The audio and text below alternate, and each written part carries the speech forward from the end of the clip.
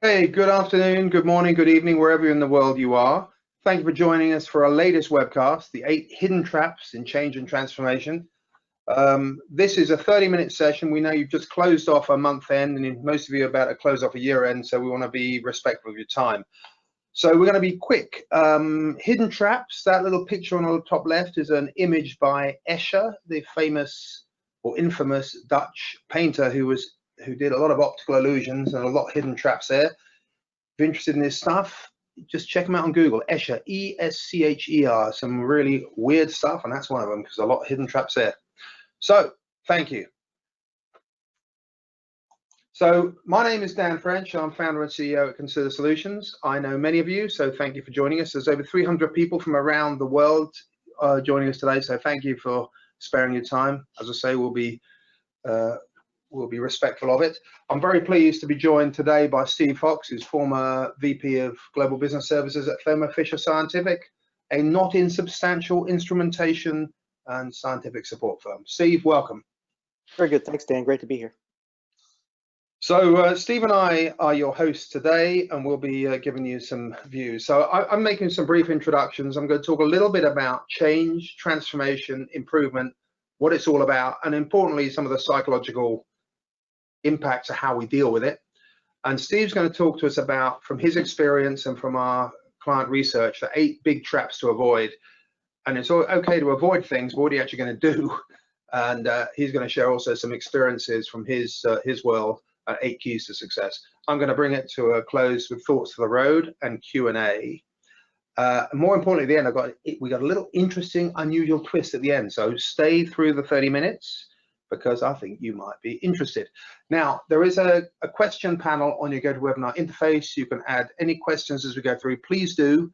We'll do what we can. We want you to ask those questions. If we can answer them live within the 30 minutes, we will do. If we can't, we'll respond to them by email. But it does help inform the debate. It also helps us refine these webcasts for the future. So any questions you have, whether or not we respond in the verbally or by email, be very, very helpful. So thank you for that. If you've got any technical problems, use the same mechanism and our team will endeavor to help you. So Consider Solutions, many of you know us, those of you who don't, our perspective is this, we're working with organizations who have an aspiration towards world-class or certainly best-in-class performance. And on the left-hand side, that kind of defines what it is. It's kind of helping the organization achieve the best business results, reducing the cost of finance and operations, optimizing cash flow, and having better risk management. And on the right-hand side, that's how we deliver that with our clients, with these pillars of financial control and compliance, a broader, more enterprise-focused risk management view, and process transformation and optimization. And that's clearly the pillar we're talking about today. All of that is based on a platform of technology and data, as you would expect. And these are some of the companies that we work with around the world. And these folks kind of, I know many of you on the call, but you give us the challenge to come up with new ways of thinking about some of the problems we all face. So we appreciate your encouragement and challenge in that regard. So thank you all. So let's talk about transformation. You've probably seen this statistic before. It's scary. 70% of digital transformations don't deliver the value projected in the business case or at kickoff. Now, one answer to that is just make sure you're in the 30%. Okay, fine.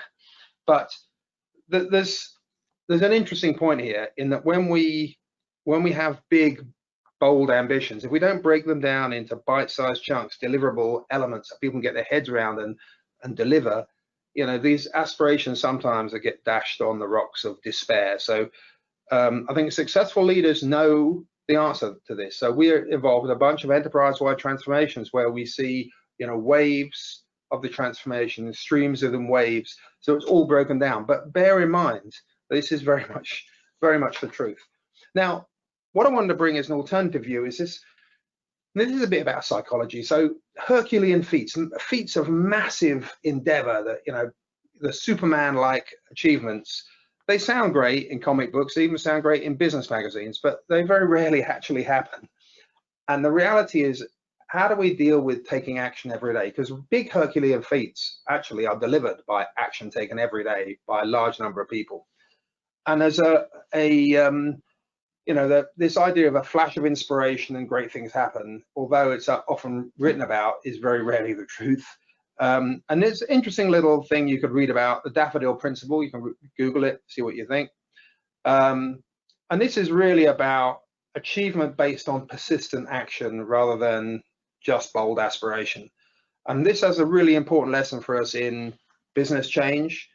And I won't go into this story because you can read about it, but you can probably have a guess that there's enormous fields and hillsides of daffodil bulbs in Southern California, in the hillsides there, and you can read about it. It's a specific story out of Chicken Soup for the Gardener's Soul is a book. And when you go there, when you read the story, you realize all these 50,000 daffodil bulbs were planted one at a time by one woman, and she just every day she did some work on that, 2 hands, 2 feet, just every day. And yes, it took her decades, but she basically completely transformed hillsides and fields herself.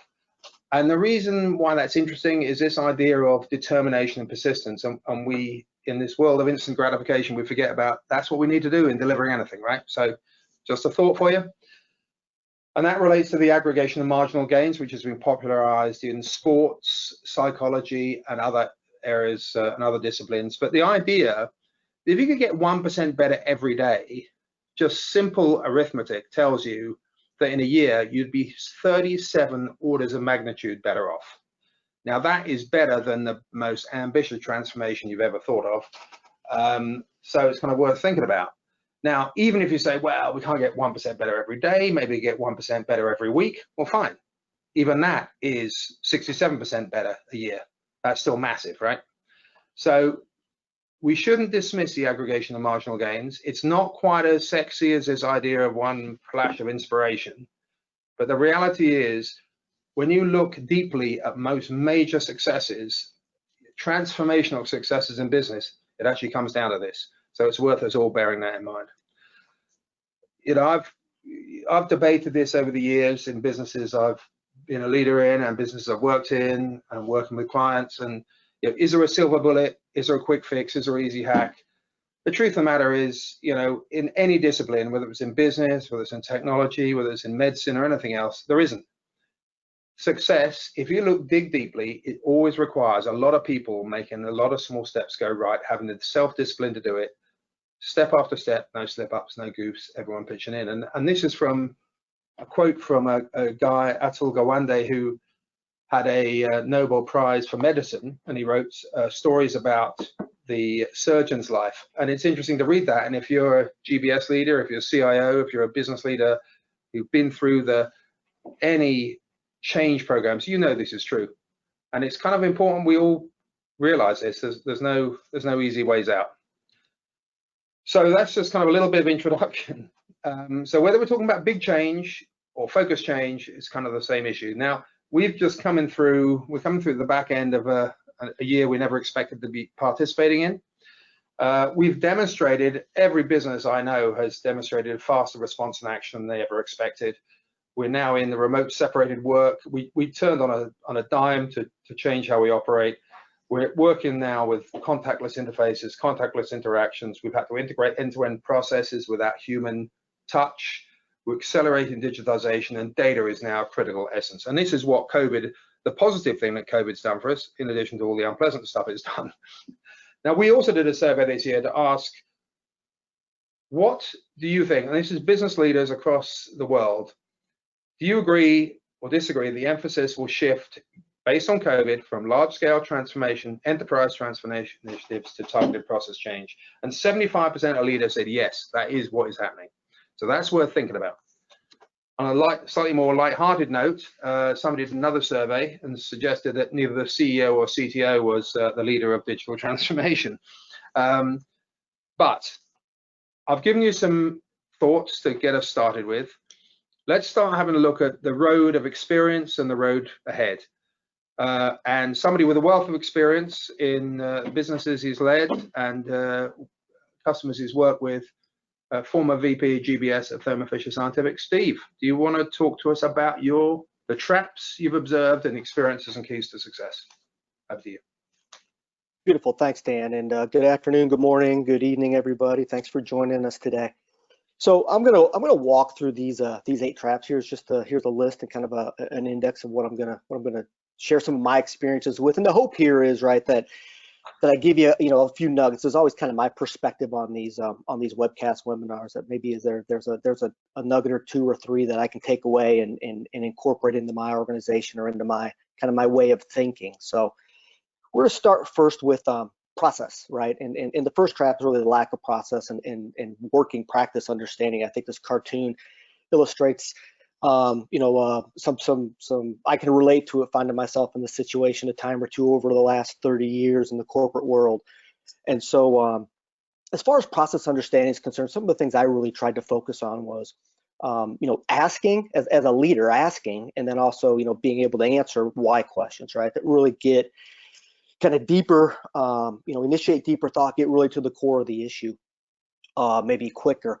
I know many of you have probably heard of kind of this idea of the 5 whys. Whether it's 1 why or 10 whys, the why questions really kind of drive more complete and deeper understanding. And then another area that I tend to focus on around process is really looking at defects, right? I mean, I think a lot of times it's really easy, right, to fall into the trap a little bit of focusing on throughput, on productivity, and on kind of volume, right? And how do you get things, kind of from one end of the process to the other? What I've turned my attention to, especially in operational roles I've had, is to really focus on defects, and be focused and have my team concentrate on what went wrong, right? Because I think we all can relate that's typically where we end up spending a chunk of our time, whether it's answering customer inquiries or dealing with supplier past due notices, et cetera, right? Is that if you're focusing on defects and kind of knocking them out one at a time, pretty mechanically, right, and intentionally, you'll find yourself with a higher level of productivity and a much cleaner and streamlined process. Like another thing to do from a process understanding perspective here is to take a step back every once in a while. It's good to take a step, or in some cases 2 or 3 steps back, and really look at this from an end-to-end perspective. And the idea here is not to be an expert in every one of these boxes or with every one of these stakeholders on kind of on the bottom. And this is an example of the customer order to cash process, but to have an understanding of where the touch points are, where the adjacent activities are, right? I mean, if you look kind of in that demand generation, kind of that top third, customer engagement, et cetera, it's really trying to figure out, hey, where are what's in those gaps? Where are the handoffs, right? And if you're able to do that and start to understand that a little bit better, I think it's a really good way to initiate looking at a process and looking at the ability to really streamline it, understand it, and not just understand the process, but understand the intentions of the process and the stakeholders and the participants and really what they're trying to get done. This second app is really around stakeholder alignment, right? Or in this case, misalignment. I think these images are a few nice images that maybe we can all relate to in some form or fashion, right? But when I think about stakeholder alignment, it's really a few things here, right? First of all, understanding who your stakeholders are, what their objectives are, kind of what their needs and wants are, and the best way to do that, of course, is listen, right? And I think I've made my mistakes here, right? In the sense of in some cases feeling like I understood what stakeholders wanted, right? And really kind of forcing my perspective and my view on that versus asking and listening. And so seems like a simple thing, right? But I think day in and day out, we could all probably agree that we've not done as well there as we could. And what that really, once you've got a good understanding of your stakeholders, objectives and kind of initiatives, if you will, then I always looked at the task of how do I put some structure around that? How do I become a partner? How do I effectively communicate? And the way I did it was establishing a cadence and kind of routinizing the updates. And the updates were meant to be pretty simple, twice a month, right? Kind of, mid-month and kind of end of month or the beginning of the next month, so we could talk about some monthly results. And it was it really centered around performance, issue resolution, and strategy. And these were like 30-minute updates meant to be very targeted and very specific and structured. And there are always offshoots of conversations and meetings that came from this, but the idea is to put some structure around how you're working and communicating and dealing with your stakeholders. And this is the third item here is, talks about data, right? And I think we can, I know I can relate to the fact that there's tons of data out there. Accessing it can be difficult. What's usable, what's not usable, kind of filtering through that to understand, hey, this is valuable and this is something that's just maybe kind of noise.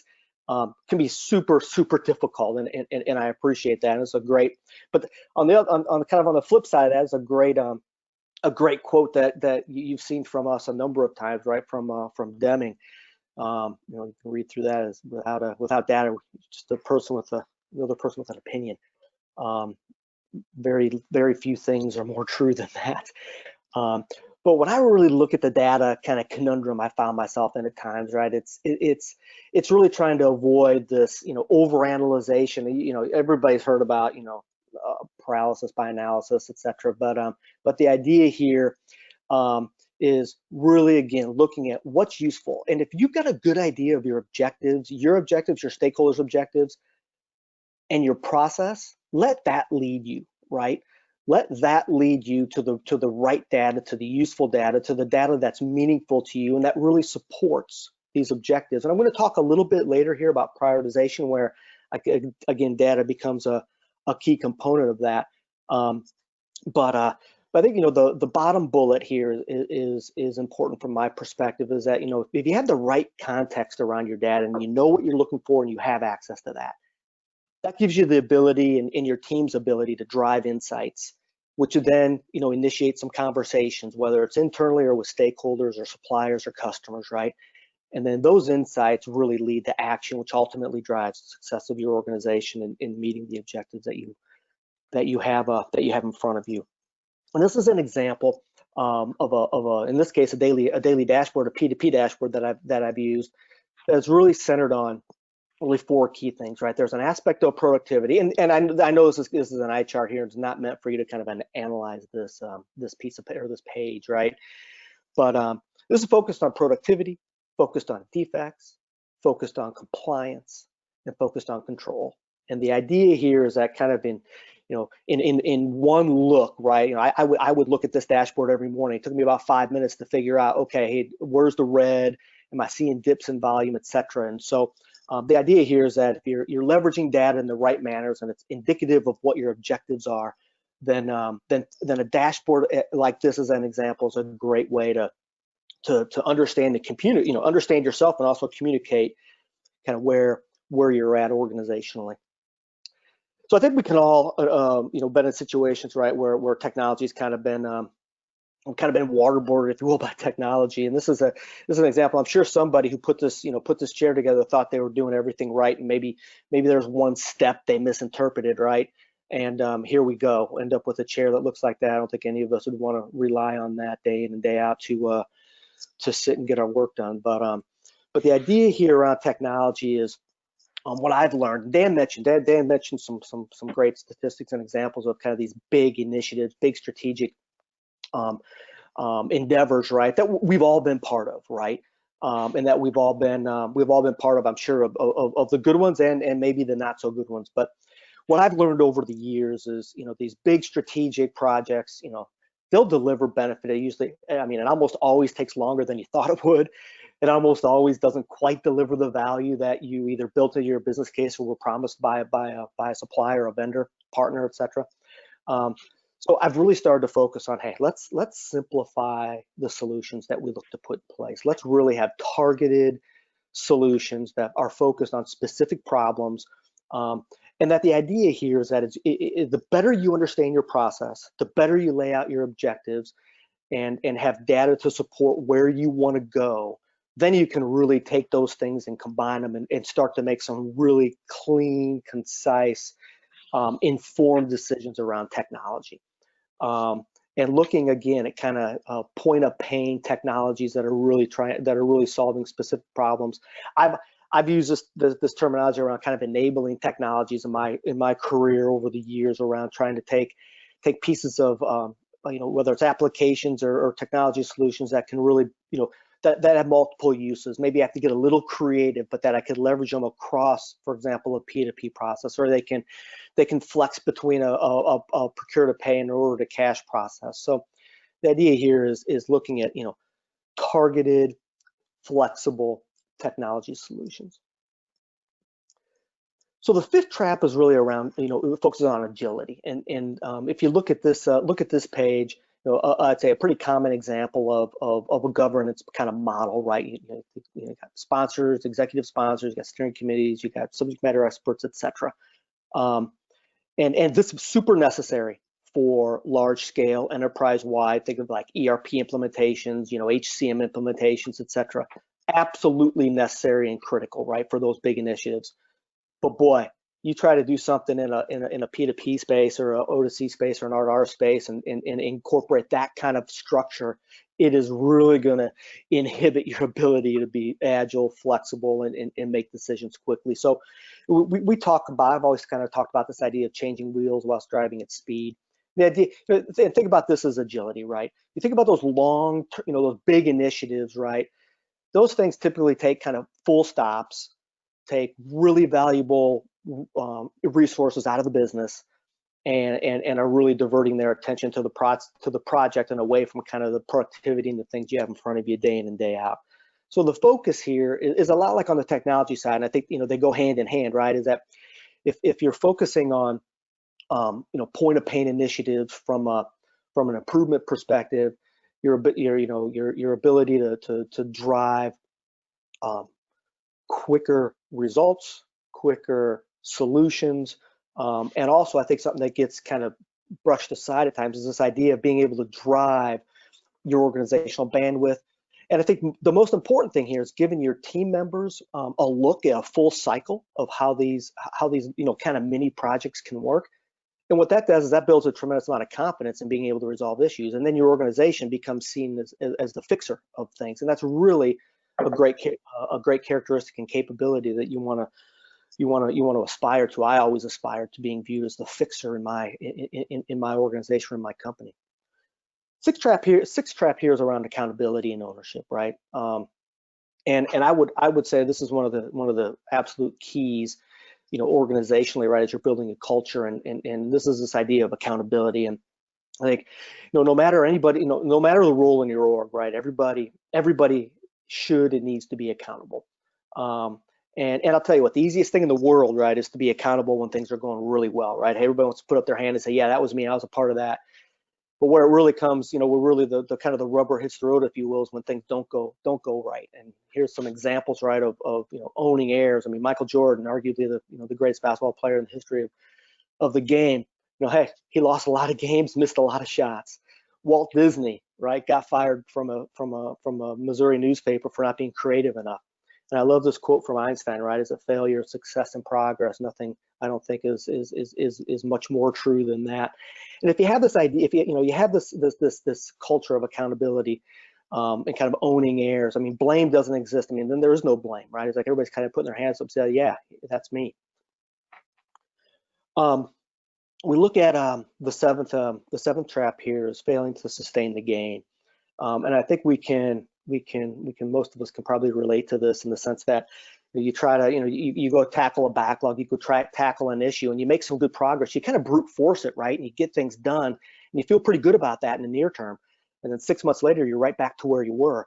And the idea here is really emphasizing what Dan had talked about earlier about kind of, the daffodil principle and the 1% kind of improvement on a daily basis. That's what this is about, right? This is about, having goals out there, having objectives out there, not trying to boil the ocean, so to speak, but boil the pot of water, right? And get that done and do that well, do that right, and move on to what's next. Communicate often, keep the targets and the kind of the vision or the mission visible. And I think a big part of this around sustaining the gain is celebrating those little gains, right? And I think, I kind of espouse this 3 Ps in my organizations was kind of, be proud, be public, and be personal. It really kind of keeps people motivated and keeps the goal and the objective out in front of everybody. And like, just a page here on habits and change, and we know it takes time, and it's not something that you can flip a switch on, but The idea here is that, changing the behavior and the culture of an organization, it's done person by person and over a bit of time, and it's not something that can be done, quickly usually.